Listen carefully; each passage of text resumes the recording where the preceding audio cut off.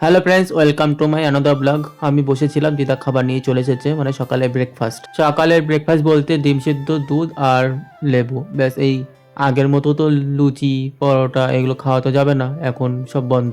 এই দেখো দিয়ে দিয়েছে, এখন খেয়ে নেব। খাওয়া দাওয়া করে ওষুধটা খেয়ে নেব, সকালের ওষুধটা, সকালের দুখানা ওষুধ খেতেই হবে। আর দিদা ওদিকে রান্না করতে শুরু করে দিয়েছে। আজকে সেরকম রান্নাবান্না করবে না, মানে হালকা পাতলাই কিছু করবে, দেখে যা বুঝতে পারছি। রান্নাঘরে গিয়ে তো দেখেছিলাম। তারপরে কিছুক্ষণ বাদে দিয়ে দিয়েছে সত্যি সত্যি খাবার। দিয়েছে গুঁড়ো মোচের তরকারি, আলু আর সিম দিয়ে ডাল করেছে আর জালি ভাজা।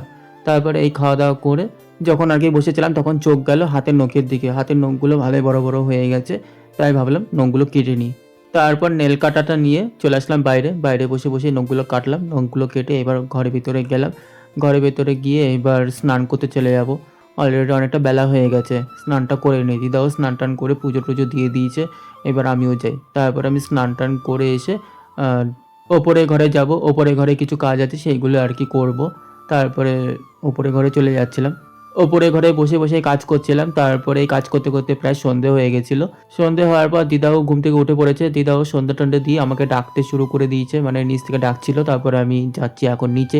নিচে গিয়ে দেখি দিদা চা খাচ্ছে। আমাকেও চা খাওয়ার জন্য বলছিল, আমি তো একদমই ইগনোর করে দিয়েছি, চা খাবোই না।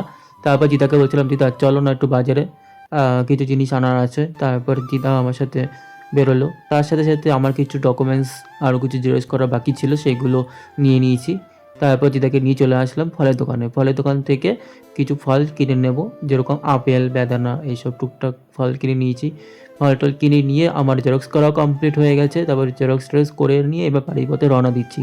দিদা তো হাঁটতে পারে না, তাই দিদার সাথে সাথেই হাঁটছিলাম আস্তে আস্তে।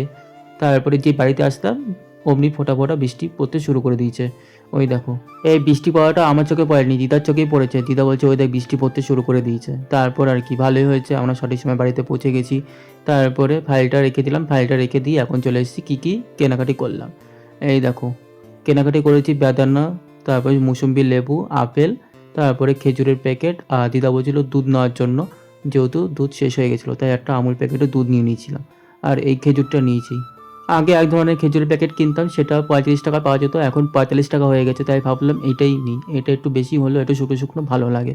আর ওটা নেই চিপচিপা, মানে আঠালো টাইপের, তাই ওটাকে ইগনোর করে দিয়ে এটাই কিনে নিয়ে চলে এসেছি। তারপর আবার চলে আসলাম ওপরের ঘরে। যেটুকু কাজ ইনকমপ্লিট ছিল সেইটুকু কাজ কমপ্লিট করে নিয়ে তারপর চলে আসলাম নিচে। নিচে এসে বসেছিলাম। তারপর দিদা আবার রাতের খাবার দিয়ে দিয়েছে। তারপর রাতের খাবারটা খেয়ে এবার খেয়ে নেব ওষুধ। রাতে ওষুধ রয়েছে ডেলি, রাতে আর সকালের ওষুধ খেতে খেতে আমার পাগলা হয়ে গেলাম। তারপরে আর কি খেয়ে নিলাম। কি আর করা যাবে, দিদা ওদিকে খাবার টাবার খেয়ে নিয়ে শুয়ে পড়েছে, আমিও এবার শুয়ে পড়বো। চলো এবার রাখছি, দেখা হবে পরের ব্লগে। টাটা সবাইকে।